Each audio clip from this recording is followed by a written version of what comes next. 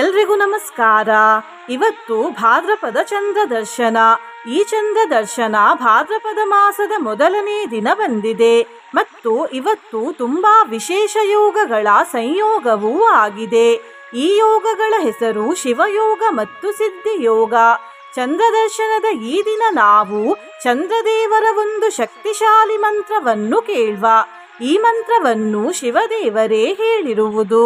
ಈ ಮಂತ್ರದ ಹೆಸರು ಶ್ರೀ ನಿಶಾಕರ ಮಂತ್ರ ಮತ್ತು ನಿಶಾಕರ ಅನ್ನುವುದು ಚಂದ್ರದೇವರ ಇನ್ನೊಂದು ಹೆಸರು. ಈ ಮಂತ್ರವನ್ನು ಶ್ರೀ ಬ್ರಹ್ಮಾಂಡ ಪುರಾಣದಿಂದ ತೆಗೆದುಕೊಂಡಿರುವುದು.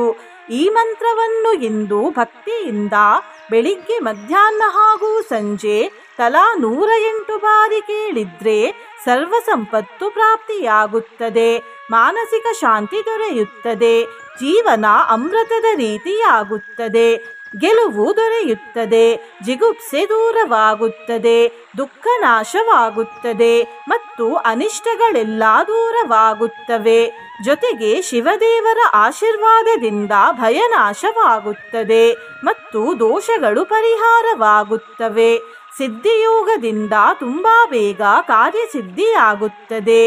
ಈ ಪಾವನ ದಿನ ತಪ್ಪದೆ ಶ್ರೀ ಚಂದ್ರದೇವರಿಗೆ ಜಲವನ್ನು ಅರ್ಪಿಸಿ. ಇವತ್ತು ಚಂದ್ರೋದಯದ ಸಮಯ ಸಂಜೆ 6:52 ಆಗುತ್ತದೆ. ಈ ಸಮಯದ ನಂತರ ಚಂದ್ರದೇವರಿಗೆ ಗಂಧ, ಅರಶಿನ, ಕುಂಕುಮ, ಅಕ್ಷತೆ ಹಾಗೂ ಬಿಳಿ ಹೂವು ಮಿಶ್ರಿತ ಜಲವನ್ನು ಅರ್ಪಿಸಿ. ಜಲವನ್ನು ಅರ್ಪಿಸುವಾಗ ಜಲವನ್ನು ನೋಡಿ ಮತ್ತು ಓಂ ಶ್ರೀ ಸೋಮಾಯ ನಮಃ ಅನ್ನುವ ಮಂತ್ರವನ್ನು ಉಚ್ಚರಿಸಿ. ನಿನ್ನೆ ನಾನು ಕೇಳಿದ ಪ್ರಶ್ನೆ, ಇದು ಯಾವ ಮಾಸದ ಕೊನೆಯ ದಿನ ಎಂದು. ಈ ಪ್ರಶ್ನೆಗೆ ಸರಿ ಉತ್ತರ ಡಿ, ಶ್ರಾವಣ ಮಾಸ. ಸರಿ ಉತ್ತರ ಕೊಟ್ಟವರಲ್ಲಿ ಒಬ್ಬರ ಹೆಸರು ಭಕ್ತಿ ಮಾಡುವುದನ್ನು ಮುಂದುವರಿಸಿ ಅಂತ ಹೇಳ್ತಾ ಇವತ್ತಿನ ಪ್ರಶ್ನೆಯನ್ನು ನೋಡುವ. ಶ್ರಾವಣ ಮಾಸವು ಯಾವ ದಿನ ಶುರುವಾಯಿತು ಮತ್ತು ಯಾವ ದಿನ ಕೊನೆಗೊಂಡಿತು? ಎ, ಸೋಮವಾರದ ದಿನ, ಬಿ, ಬುಧವಾರದ ದಿನ, ಸಿ, ಶುಕ್ರವಾರದ ದಿನ, ಡಿ, ಶನಿವಾರದ ದಿನ. ಈ ಪ್ರಶ್ನೆಗೆ ಸರಿ ಉತ್ತರ ಕೊಟ್ಟವರಲ್ಲಿ ಒಬ್ಬರ ಹೆಸರನ್ನು ನಾಳಿನ ವಿಡಿಯೋದಲ್ಲಿ ಹೇಳ್ತೇನೆ.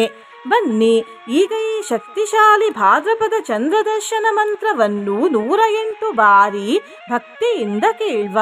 ಅದಕ್ಕಿಂತ ಮುಂಚೆ ಓಂ ಶ್ರೀ ನಿಶಾಕರಾಯ ನಮಃ ಎಂದು ಕಮೆಂಟ್ ಮಾಡಿ. ಚಾನಲಿಗೆ ಹೊಸಬ್ರಾಗಿದ್ರೆ ಚಾನಲ್ ಅನ್ನು ಸಬ್ಸ್ಕ್ರೈಬ್ ಮಾಡಿ, ಹತ್ರ ಇರುವ ಬೆಲ್ ಬಟನ್ ಪ್ರೆಸ್ ಮಾಡಿ, ಆಲ್ ಅನ್ನುವ ಆಪ್ಷನ್ ಅನ್ನು ಸೆಲೆಕ್ಟ್ ಮಾಡಿ. ಆನ್ಲೈನಿಂದ ಕುಂಕುಮ ಖರೀದಿಸುವವರು ಈ ವಿಡಿಯೋದಲ್ಲಿ ಟ್ಯಾಗ್ ಮಾಡಿದ ಕುಂಕುಮವನ್ನು ಖರೀದಿಸಬಹುದು. ವಾಸುದೇವಸ್ಯ ನಯನಂ ಶಂಕರಸ್ಯ ಚ ಭೂಷಣಂ ಶ್ವೇತಛತ್ರಧರಂ ದೇವಂ ಸರ್ವಾಭರಣಭೂಷಿತಂ ಏತತ್ ಸ್ತೋತ್ರಂ ಪಠಿತ್ವಾ ತು ಸರ್ವಸಂಪತ್ಕರಂ ಶುಭಂ. ವಾಸುದೇವಸ್ಯ ನಯನಂ ಶಂಕರಸ್ಯ ಚ ಭೂಷಣಂ ಶ್ವೇತಛತ್ರಧರಂ ದೇವಂ ಸರ್ವಾಭರಣಭೂಷಿತಂ ಏತತ್ ಸ್ತೋತ್ರಂ ಪಠಿತ್ವಾ ತು ಸರ್ವಸಂಪತ್ಕರಂ ಶುಭಂ.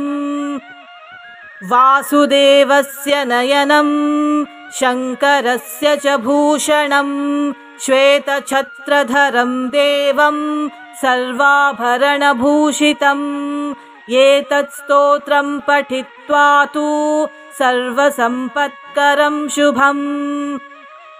ವಾಸುದೇವಸ್ಯ ನಯನಂ ಶಂಕರಸ್ಯ ಚ ಭೂಷಣಂ ಶ್ವೇತಛತ್ರಧರಂ ದೇವಂ ಸರ್ವಾಭರಣಭೂಷಿತಂ ಏತತ್ ಸ್ತೋತ್ರಂ ಪಠಿತ್ವಾ ತು ಸರ್ವಸಂಪತ್ಕರಂ ಶುಭಂ. ವಾಸುದೇವಸ್ಯ ನಯನಂ ಶಂಕರಸ್ಯ ಚ ಭೂಷಣಂ ಶ್ವೇತಛತ್ರಧರಂ ದೇವಂ ಸರ್ವಾಭರಣಭೂಷಿತಂ ಏತತ್ ಸ್ತೋತ್ರಂ ಪಠಿತ್ವಾ ತು ಸರ್ವಸಂಪತ್ಕರಂ ಶುಭಂ. ವಾಸುದೇವಸ್ಯ ನಯನಂ ಶಂಕರಸ್ಯ ಚ ಭೂಷಣಂ ಶ್ವೇತಛತ್ರಧರಂ ದೇವಂ ಸರ್ವಾಭರಣಭೂಷಿತಂ ಏತತ್ ಸ್ತೋತ್ರಂ ಪಠಿತ್ವಾ पठित्वा तु सर्वसम्पत्करं शुभम्। वासुदेवस्य नयनं शङ्करस्य च भूषणं श्वेतछत्रधरं देवं सर्वाभरणभूषितम्। एतत् स्तोत्रं पठित्वा तु सर्वसम्पत्करं शुभम्। वासुदेवस्य नयनं शङ्करस्य च भूषणं श्वेतछत्रधरं देवं सर्वाभरणभूषितम्। एतत् स्तोत्रं पठित्वा तु सर्वसम्पत्करं शुभम्। वासुदेवस्य नयनं शङ्करस्य च भूषणं श्वेतछत्रधरं देवं सर्वाभरणभूषितम्। एतत् स्तोत्रं पठित्वा तु सर्वसम्पत्करं शुभम्। वासुदेवस्य नयनं शङ्करस्य च भूषणं श्वेतछत्रधरं देवं सर्वाभरणभूषितम्। एतत् स्तोत्रं पठित्वा तु सर्वसम्पत्करं शुभम्। वासुदेवस्य नयनं शङ्करस्य च भूषणं श्वेतछत्रधरं देवं सर्वाभरणभूषितम्। एतत् स्तोत्रं पठित्वा तु सर्वसम्पत्करं शुभम्। वासुदेवस्य नयनं शङ्करस्य च भूषणं श्वेतछत्रधरं देवं सर्वाभरणभूषितम्। एतत् स्तोत्रं पठित्वा तु सर्वसम्पत्करं शुभम्। वासुदेवस्य नयनं शङ्करस्य च भूषणं श्वेतछत्रधरं देवं सर्वाभरणभूषितम्। एतत् स्तोत्रं पठित्वा तु सर्वसम्पत्करं शुभम्। वासुदेवस्य नयनं शङ्करस्य च भूषणं श्वेतछत्रधरं देवं सर्वाभरणभूषितम्। एतत् स्तोत्रं पठित्वा तु सर्वसम्पत्करं शुभम्। वासुदेवस्य नयनं शङ्करस्य च भूषणं श्वेतछत्रधरं देवं सर्वाभरणभूषितम्। एतत् स्तोत्रं पठित्वा तु सर्वसम्पत्करं शुभम्। वासुदेवस्य नयनं शङ्करस्य च भूषणं श्वेतछत्रधरं देवं सर्वाभरणभूषितम्। एतत् स्तोत्रं पठित्वा तु सर्वसम्पत्करं शुभम्। वासुदेवस्य नयनं शङ्करस्य च भूषणं श्वेतछत्रधरं देवं सर्वाभरणभूषितम्। एतत् स्तोत्रं पठित्वा तु सर्वसम्पत्करं शुभम्। वासुदेवस्य नयनं शङ्करस्य च भूषणं श्वेतछत्रधरं देवं सर्वाभरणभूषितम्। एतत् स्तोत्रं पठित्वा तु सर्वसम्पत्करं शुभम्। वासुदेवस्य नयनं शङ्करस्य च भूषणं श्वेतछत्रधरं देवं सर्वाभरणभूषितम्। एतत् स्तोत्रं पठित्वा तु सर्वसम्पत्करं शुभम्। वासुदेवस्य नयनं शङ्करस्य च भूषणं श्वेतछत्रधरं देवं सर्वाभरणभूषितम्। एतत् स्तोत्रं पठित्वा तु सर्वसम्पत्करं शुभम्। वासुदेवस्य नयनं शङ्करस्य च भूषणं श्वेतछत्रधरं देवं सर्वाभरणभूषितम्। एतत् स्तोत्रं पठित्वा तु सर्वसम्पत्करं शुभम्। वासुदेवस्य नयनं शङ्करस्य च भूषणं श्वेतछत्रधरं देवं सर्वाभरणभूषितम्। एतत् स्तोत्रं पठित्वा तु सर्वसम्पत्करं शुभम्। वासुदेवस्य नयनं शङ्करस्य च भूषणं श्वेतछत्रधरं देवं सर्वाभरणभूषितम्। एतत् स्तोत्रं पठित्वा तु सर्वसम्पत्करं शुभम्। वासुदेवस्य नयनं शङ्करस्य च भूषणं श्वेतछत्रधरं देवं सर्वाभरणभूषितम्। एतत् स्तोत्रं पठित्वा तु सर्वसम्पत्करं शुभम्। वासुदेवस्य नयनं शङ्करस्य च भूषणं श्वेतछत्रधरं देवं सर्वाभरणभूषितम्। एतत् स्तोत्रं पठित्वा तु सर्वसम्पत्करं शुभम्। वासुदेवस्य नयनं शङ्करस्य च भूषणं श्वेतछत्रधरं देवं सर्वाभरणभूषितम्। एतत् स्तोत्रं पठित्वा तु सर्वसम्पत्करं शुभम्। वासुदेवस्य नयनं शङ्करस्य च भूषणं श्वेतछत्रधरं देवं सर्वाभरणभूषितम्।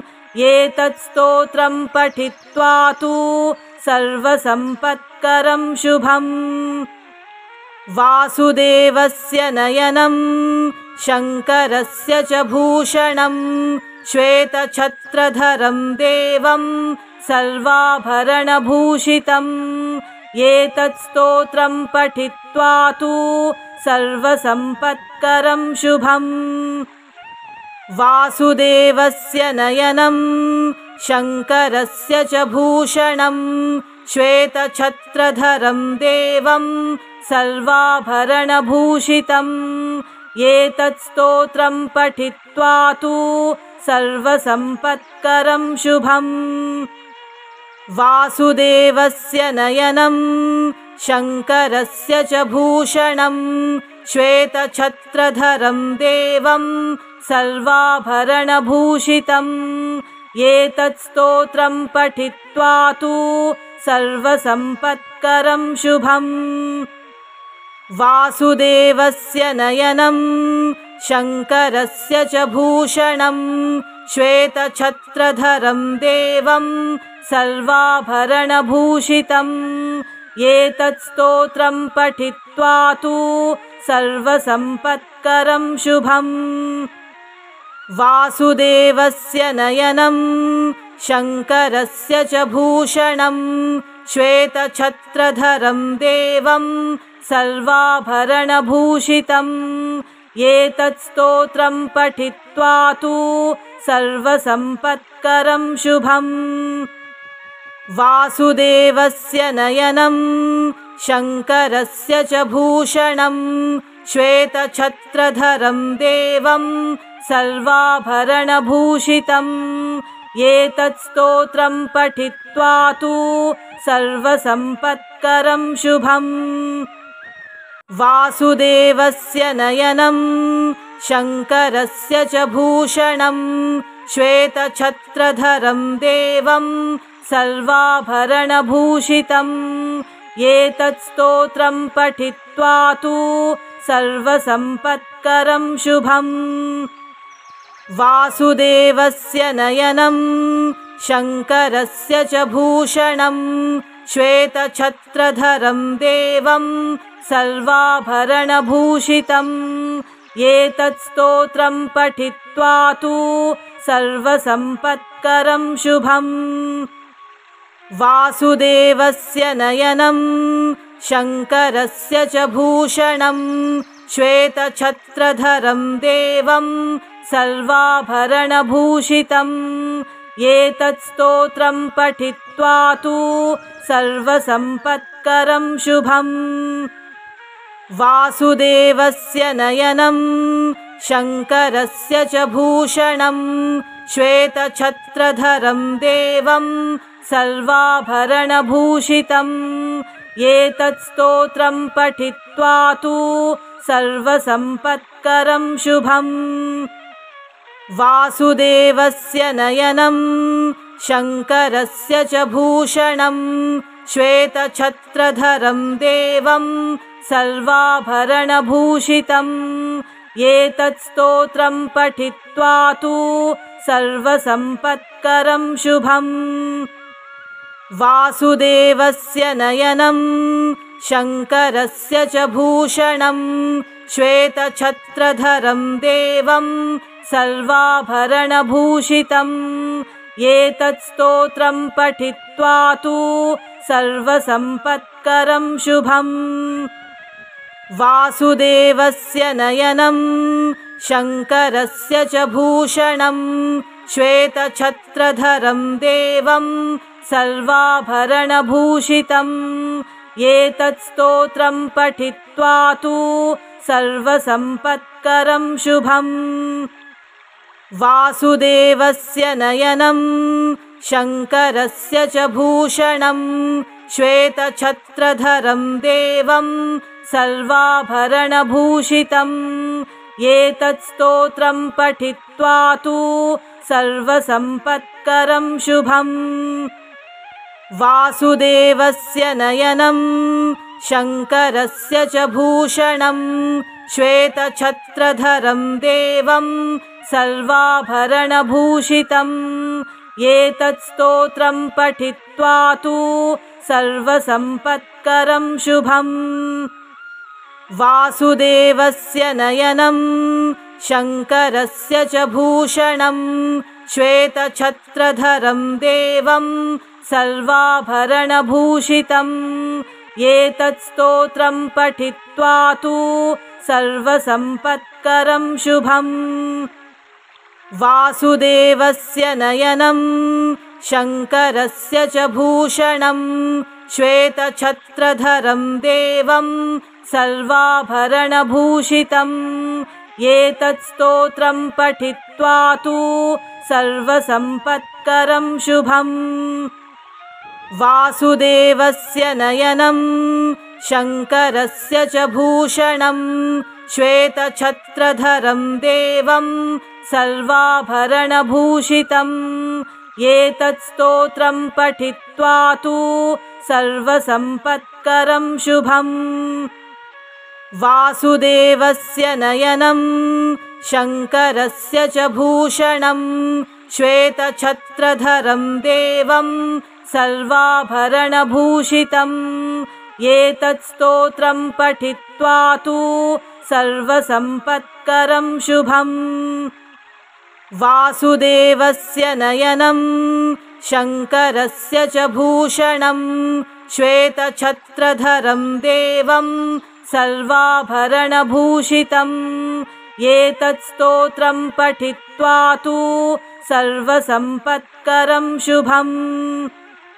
वासुदेवस्य नयनं शङ्करस्य च भूषणं श्वेतछत्रधरं देवं सर्वाभरणभूषितम्। एतत् स्तोत्रं पठित्वा तु सर्वसम्पत्करं शुभम्। वासुदेवस्य नयनं शङ्करस्य च भूषणं श्वेतछत्रधरं देवं सर्वाभरणभूषितम्। एतत् स्तोत्रं पठित्वा तु सर्वसम्पत्करं शुभम्। वासुदेवस्य नयनं शङ्करस्य च भूषणं श्वेतछत्रधरं देवं सर्वाभरणभूषितम्।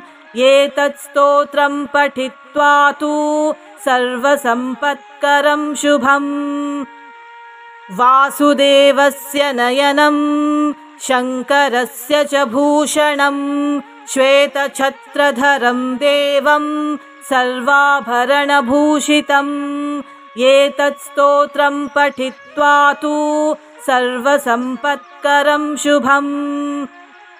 वासुदेवस्य नयनं शङ्करस्य च भूषणं श्वेतछत्रधरं देवं सर्वाभरणभूषितम्। एतत् स्तोत्रं पठित्वा तु सर्वसम्पत्करं शुभम्। वासुदेवस्य नयनं शङ्करस्य च भूषणं श्वेतछत्रधरं देवं सर्वाभरणभूषितम्। एतत् स्तोत्रं पठित्वा तु सर्वसम्पत्करं शुभम्। वासुदेवस्य नयनं शङ्करस्य च भूषणं श्वेतछत्रधरं देवं सर्वाभरणभूषितम्। एतत् स्तोत्रं पठित्वा तु सर्वसम्पत्करं शुभम्। वासुदेवस्य नयनं शङ्करस्य च भूषणं श्वेतछत्रधरं देवं सर्वाभरणभूषितम्। एतत् स्तोत्रं पठित्वा तु सर्वसम्पत्करं शुभम्। वासुदेवस्य नयनं शङ्करस्य च भूषणं श्वेतछत्रधरं देवं सर्वाभरणभूषितम्।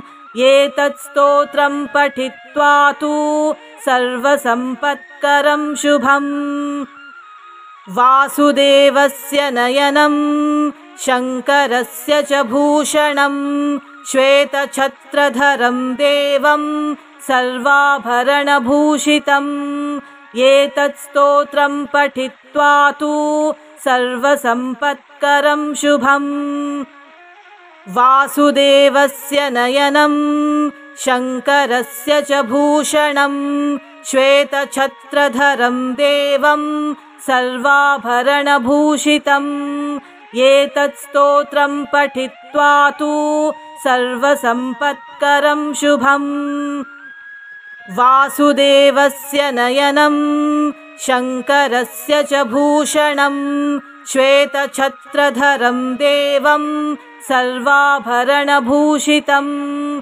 एतत् स्तोत्रं पठित्वा तु सर्वसम्पत्करं शुभम्।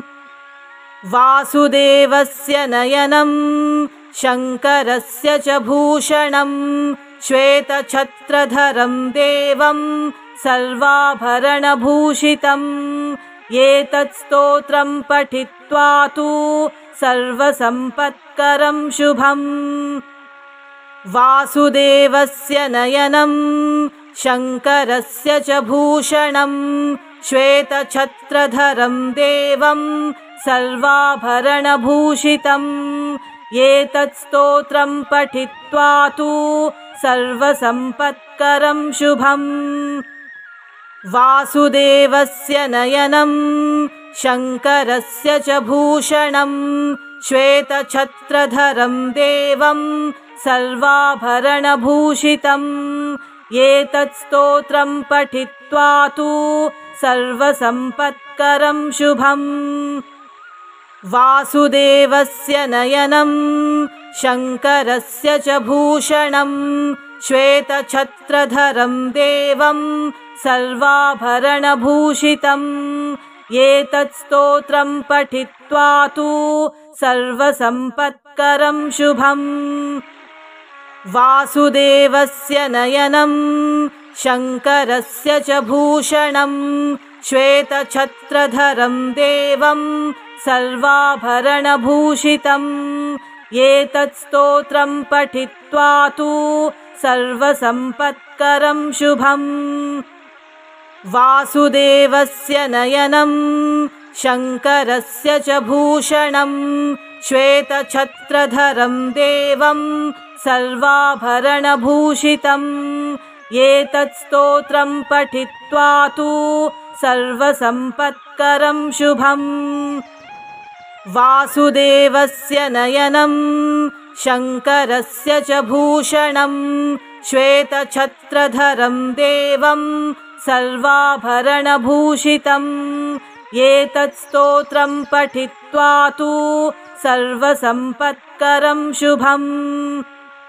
वासुदेवस्य नयनं शङ्करस्य च भूषणं श्वेतछत्रधरं देवं सर्वाभरणभूषितम्।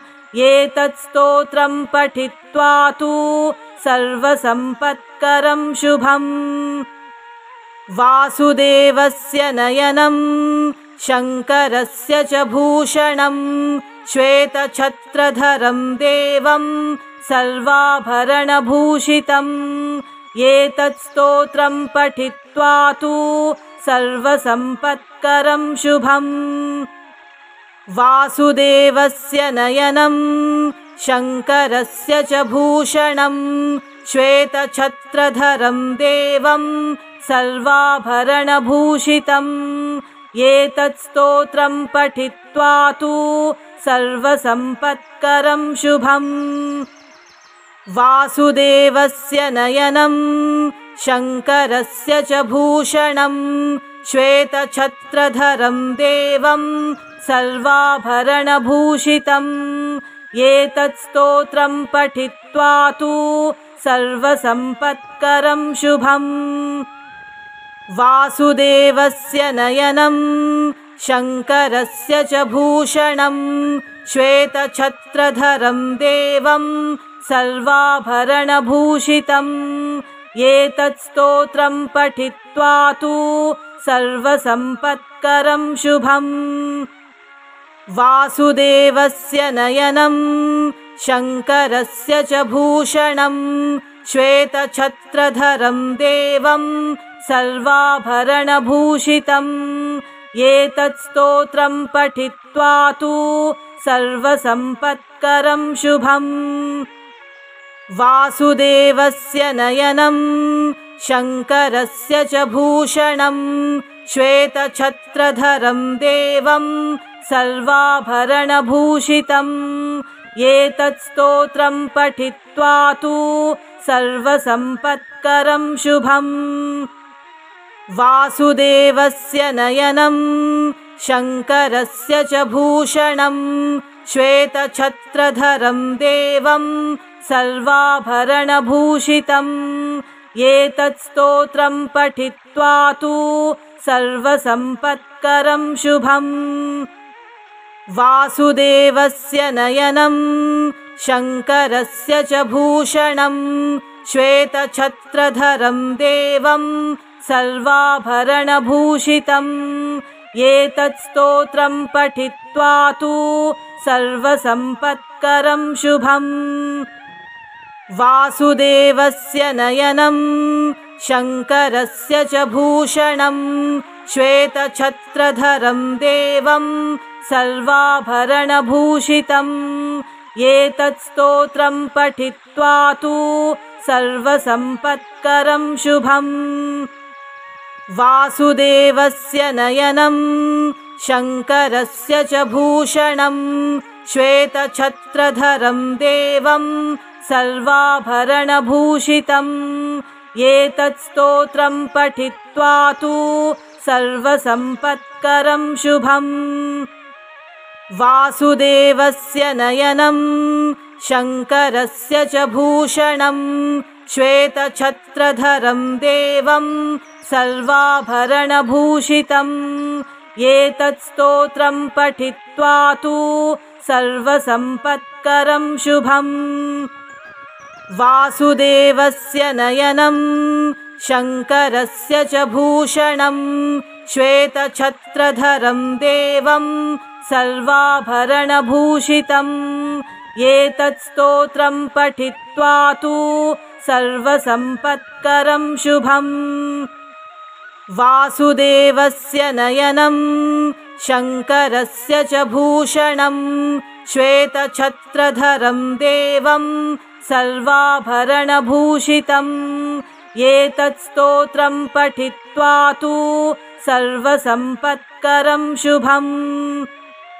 वासुदेवस्य नयनं शङ्करस्य च भूषणं श्वेतछत्रधरं देवं सर्वाभरणभूषितम्।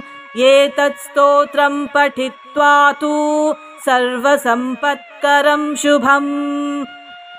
वासुदेवस्य नयनं शङ्करस्य च भूषणं श्वेतछत्रधरं देवं सर्वाभरणभूषितम्।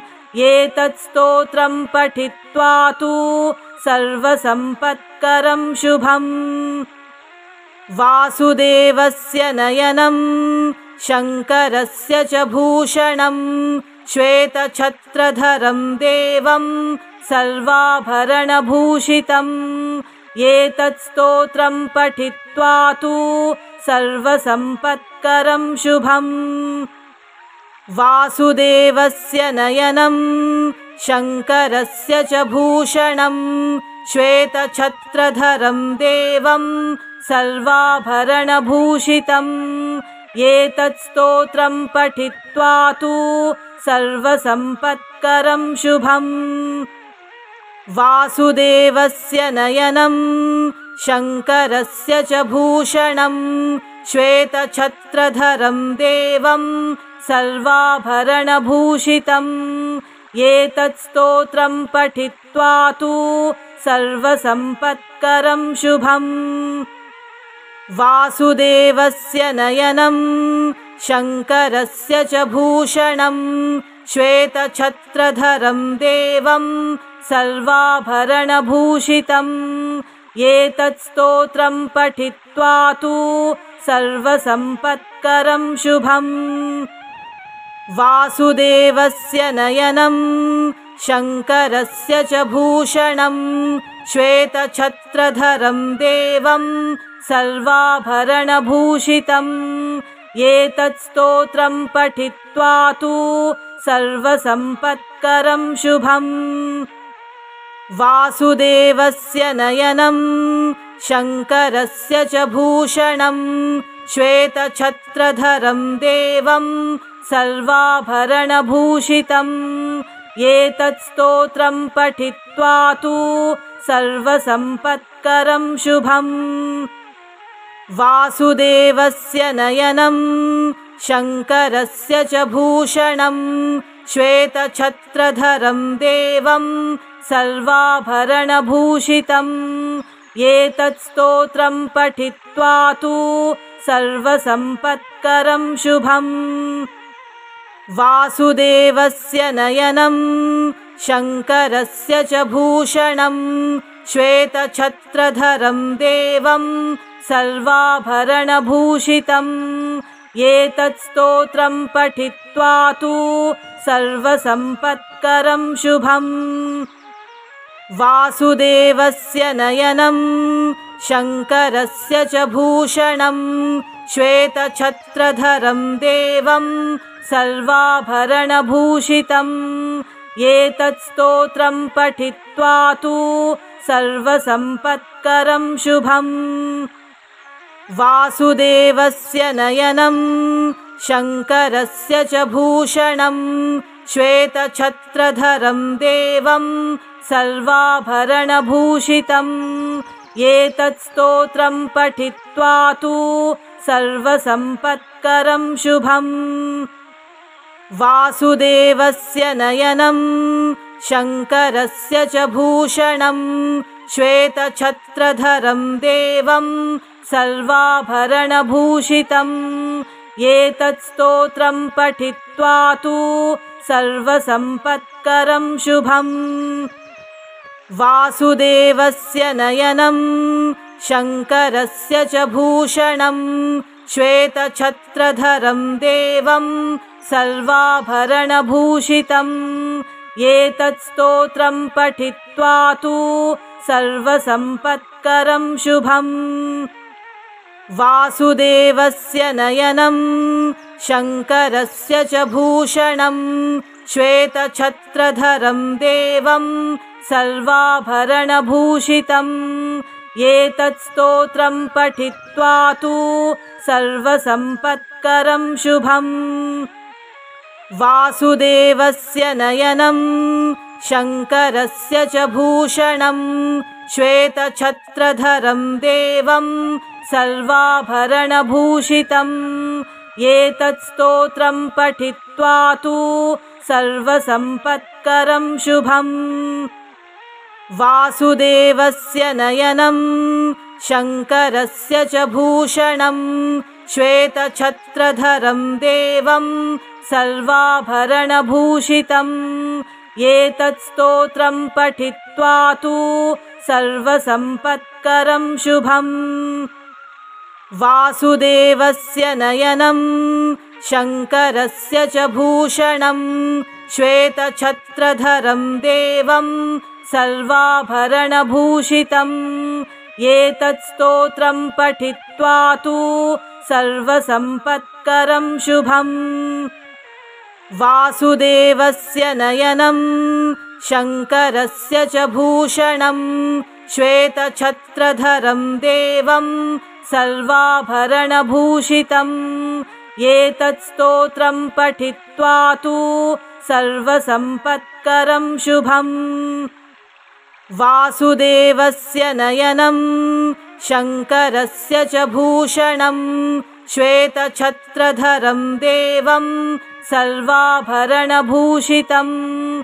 एतत् स्तोत्रं पठित्वा तु सर्वसम्पत्करं शुभम्। वासुदेवस्य नयनं शङ्करस्य च भूषणं श्वेतछत्रधरं देवं सर्वाभरणभूषितम्। एतत् स्तोत्रं पठित्वा तु सर्वसम्पत्करं शुभम्। वासुदेवस्य नयनं शङ्करस्य च भूषणं श्वेतछत्रधरं देवं सर्वाभरणभूषितम्। एतत् स्तोत्रं पठित्वा तु सर्वसम्पत्करं शुभम्। वासुदेवस्य नयनं शङ्करस्य च भूषणं श्वेतछत्रधरं देवं सर्वाभरणभूषितम्। एतत् स्तोत्रं पठित्वा तु सर्वसम्पत्करं शुभम्। वासुदेवस्य नयनं शङ्करस्य च भूषणं श्वेतछत्रधरं देवं सर्वाभरणभूषितम्। एतत् स्तोत्रं पठित्वा तु सर्वसम्पत्करं शुभम्। वासुदेवस्य नयनं शङ्करस्य च भूषणं श्वेतछत्रधरं देवं सर्वाभरणभूषितम्। एतत् स्तोत्रं पठित्वा तु सर्वसम्पत्करं शुभम्। वासुदेवस्य नयनं शङ्करस्य च भूषणं श्वेतछत्रधरं देवं सर्वाभरणभूषितम्। एतत् स्तोत्रं पठित्वा तु सर्वसम्पत्करं शुभम्। वासुदेवस्य नयनं शङ्करस्य च भूषणं श्वेतछत्रधरं देवं सर्वाभरणभूषितम्। एतत् स्तोत्रं पठित्वा तु सर्वसम्पत्करं शुभम्।